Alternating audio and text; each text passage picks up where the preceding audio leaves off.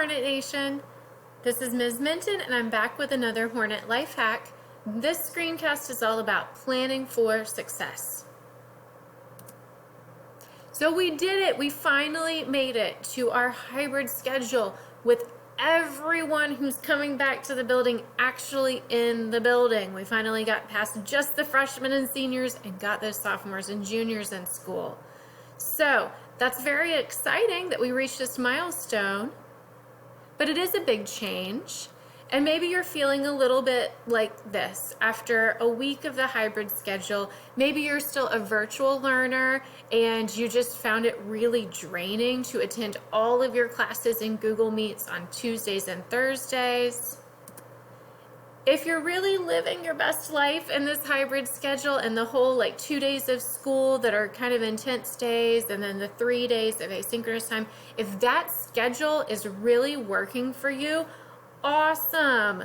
But where you get the 10 points for self-awareness is not necessarily when recognizing when something just naturally fits with your personality. You really earn those points when you're recognizing this is not really me living my best life. Maybe you're finding that when you're asynchronous, you're not as productive as you would like to be because maybe you're not totally sure where to start your day, and it seems like so much time that it's easy to let the day get away from you.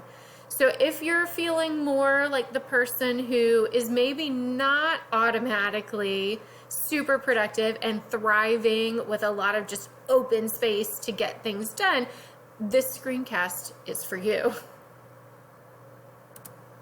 So if you're feeling sort of at a loss for how to structure your asynchronous time, it is time to try a planner. I have the self-awareness to know that I'm not 0% the absent-minded professor kind of stereotype.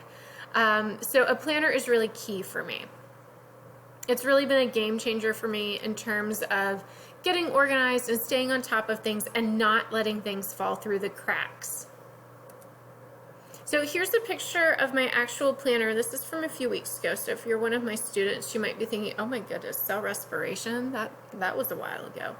But notice that I've got a pretty long to-do list. Notice I've got some notations going on here. I'm marking things in a variety of ways. How I like to set up my to-do list for the week in my planner is I just write everything down, kind of in like a brain dump kind of style. On Mondays, I sit down and I try to think of everything that I need to do for the week. And if there's anything that transferred, anything I didn't finish up the previous week, I add that to my list, that sort of thing. And then as I realize, oh, I need to do this, I need to do that, I just add it to my list. I just have that running list going all week long. If this looks like something that might work well for you, you might be curious to know what all those notations were. So I draw a little box for all of my tasks. If that box is not shaded in at all, that means it's something I still need to do. I really get a lot of satisfaction from filling in my little squares. So I like to have a notation for something that I've started but I haven't finished. Or a lot of times it's maybe something that has two parts to it. So I need to make something, but also I need to post it. I find it really motivating to get to fill in a square at all. So this really helps me to keep going with things. And then also it's helpful to me to know what's started versus what's actually done. When I was in high school, if I started homework in class, there's an excellent chance that once I got home, I'd remember doing it in class, but I'd forget that part where I didn't finish it. So I was not always the person who had all their homework done, and that led to some consequences, but I learned from them, so it's cool. That square gets completely filled in when that task is completely done, and you might have noticed that there were some tasks on here that have an arrow going through them. There's also some tasks that I crossed off because I realized I didn't want to give that quiz anymore. But the ones that are arrows indicate that it's something that still needs to be done, but it's something that I could move to next week. It's something that wasn't that high of a priority that it had to be done that week. This system helps me stay productive. It's also really freeing to me that I have a system that lets me just sort of remember things spontaneously. I'm just adding to that list all week long. It doesn't have to look a certain way or be in a certain order.